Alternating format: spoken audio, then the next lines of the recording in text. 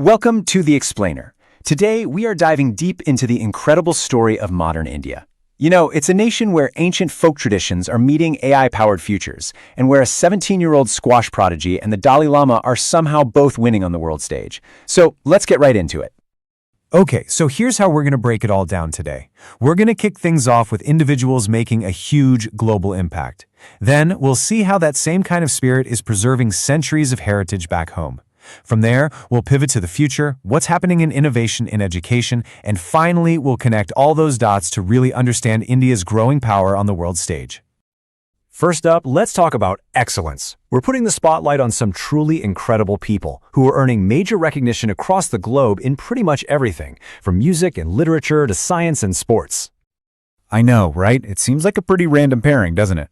But believe it or not, it's the surprising story that kicks off our explainer today, and it connects deep spiritual wisdom with one of the biggest nights in music. So get this, at the 68th Grammy Awards, His Holiness Tenzin Gyatso actually won for Best Audiobook. The work is called Meditation, The Reflections of His Holiness the Dalai Lama, and it's where he shares his timeless teachings on peace, compassion, and finding that inner calm. A Grammy winner. And the recognition? Well, it just keeps on coming.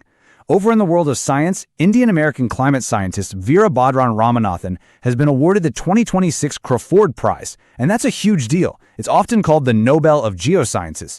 He won it for his groundbreaking work on how pollution affects Himalayan glaciers. Then, in the literary world, the celebrated author Namita Gokhale was honored with a Lifetime Achievement Award for her immense contributions to Indian literature. Okay, now let's talk about a number. 17. That's it. 17. That is the age of India's newest sporting sensation, who is absolutely taking the international squash world by storm. This is just remarkable. I mean, think about it. At just 17 years and 10 months old, Anahat Singh has clinched the biggest win of her entire career. She beat the world's number 10 player to claim her first PSA bronze-level title, and with that win, she's now rocketed into the world's top 20. That's just a phenomenal achievement for an athlete so young. So you see these amazing individual achievements, right? They're so inspiring. And that same spirit, that same dedication, is also being used to preserve India's collective heritage. So our next section is all about the guardians of the country's rich cultural and natural history. This year, India honored 3 incredible people from the state of Rajasthan with the prestigious Padma Shri Award. We're talking about Ghaffruddin Mevati Jogi for his absolute mastery of the bapung instrument, Tagaram Beal for his amazing skill with the traditional algoza flute, and Swami Brahmdev Maharaj for his lifelong social service, which has earned him the title Messiah for the Blind. Now here's what makes Ghaffruddin Mevati's work so vital. It goes way beyond just his musicianship. The man is a living library of oral tradition. This quote really says it all. He has a unique role in preserving Pandun Kakada, which is an epic folk tradition. He's the last known artist who has memorized over 2,500 of its couplets. Wow. This idea of preserving heritage, it isn't just about people and art. It actually extends to the land itself through these ancient traditions like the Orans in Rajasthan. So what are they? Well, they're sacred groves protected by local communities for generations, and they act as these vital green lungs and incredible hotspots for biodiversity. And we are not talking about a few small patches of land here. The scale of this tradition is just immense. We're talking about 6 lakh hectares of community-protected land. And because they're so important, the government is now granting these Orans deemed forest status. This is huge because it ensures this unique model for preserving biodiversity, especially in a desert state, can continue for generations to come. Okay, so preserving the past is absolutely crucial. We've seen that. But at the same time, India has its eyes fixed firmly on the future. This next section digs into the country's major investments in the new economies of creativity and education. So, a key part of this future focus is something called the orange economy. It's a really cool term for all the creative industries. Animation, media, gaming, design, the whole shebang. And to really boost this sector, the government is planning to install creative labs in 15,000 schools and 500 colleges. The goal? To train a whole new generation of digital artists and content creators. And that same innovative spirit, it's also tackling one of the biggest challenges, making education accessible.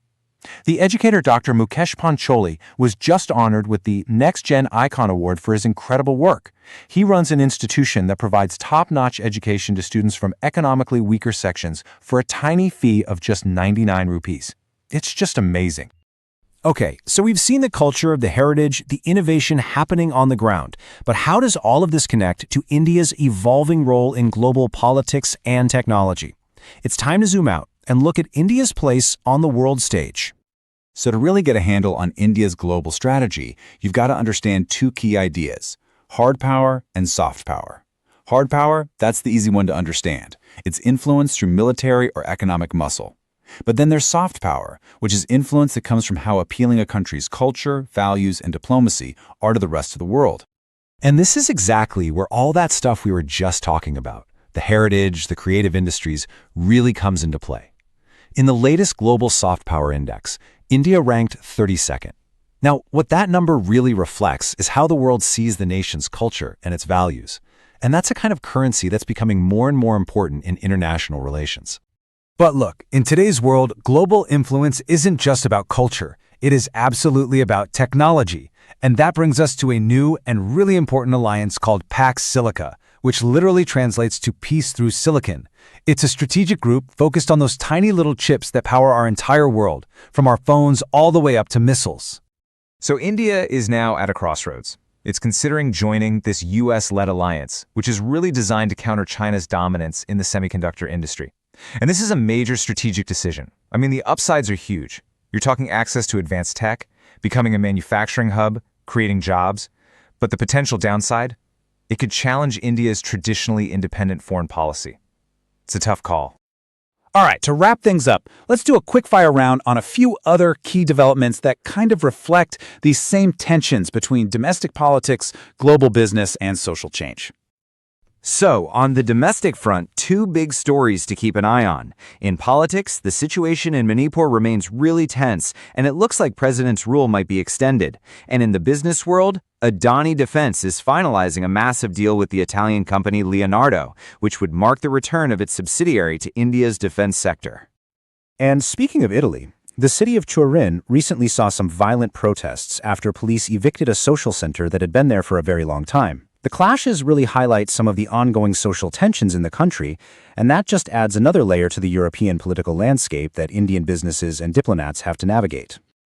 So all of this really leaves us with one big question to think about.